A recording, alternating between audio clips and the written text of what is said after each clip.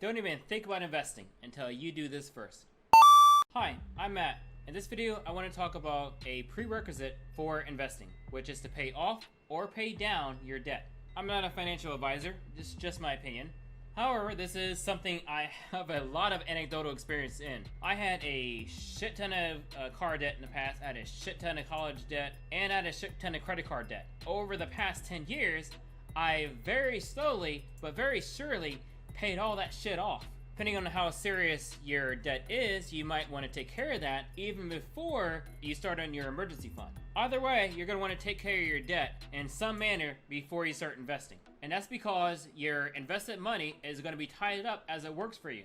It might be difficult to take that money back out for debt depending on where the market is.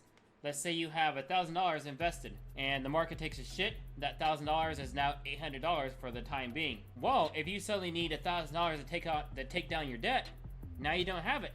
The best you can do is $800. Investing should be considered a long-term process.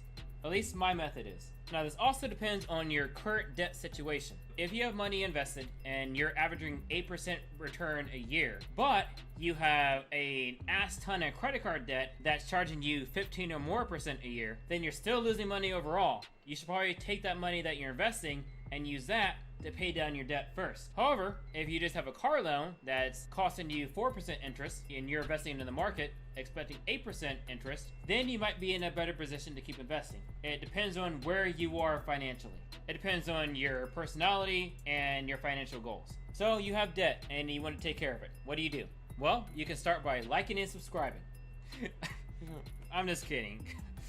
But still, the first step is mindset. Depending on the size of your debt, you need to understand that this might take a long time for you to get over. And it's going to require a lot of discipline. It's going to require you making some changes and then doing the same thing consistently over and over and over again until that debt is settled. It's going to require a lot of sacrifice. You need to have the mindset to be good with that. In this method, it may take years before you're ready to invest. And that's okay. Every month that you pay down your debt, your financial situation will be better and better, and you'll be better off for it. The next step is to get a budget. You need to get yourself a clear idea of all the money that you're bringing in each month, and then all of your required expenses for that month. Everything that you have to pay in order to keep living for that month. Then once you have that budget, determine how much money you have left over after all of your expenses are taken care of. This will help you determine how much you can put towards your debt. If you have absolutely none, well, then you have an income problem. That's a whole other story. Go through the expenses once again, and then see what you can sacrifice to have more money to pay down your debt. If you still don't have any, then maybe the next step can help. The next step is to explore debt refinancing options. If you have high interest debt, then it might be beneficial to explore debt refinancing, which is essentially to pay off your current debt with another loan. The goal for that is to lock in a lower interest rate with that debt refinancing loan. That way you ultimately pay off less money. It may seem like a no-brainer, but there are a few things to watch out for. Firstly, you need to find a reputable lender.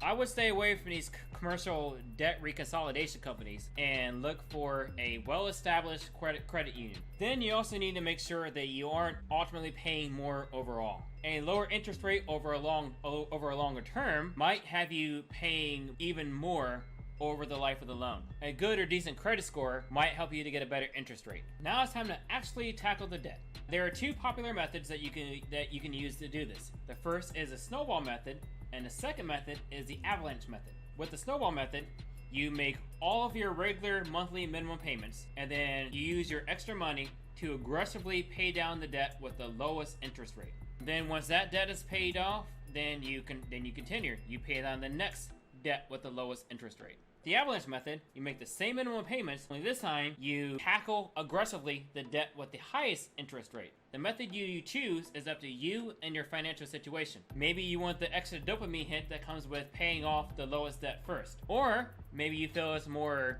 it's better off to just tackle the most difficult stuff first to get that out of the way. But the main point is to have the discipline to pick a method and stick to it. I use the avalanche method. Like I said towards the beginning, this is going to take a very, very long time depending on how much debt you have and how much extra money you have to put towards that debt. If your situation is completely hopeless, well then you should almost certainly seek out a financial advisor. Now keep in mind, a financial advisor will cost money, but it might be better for you over the long term. Well, hopefully you catch this video before that happens and some of this advice is useful to you and you can start taking actions against your debt. I mean, for me personally, once I started seeing those debt balances go down, that alone became the motivation for me to keep going. Anyways, I hope you enjoyed this video. Have a great day and eat your vegetables.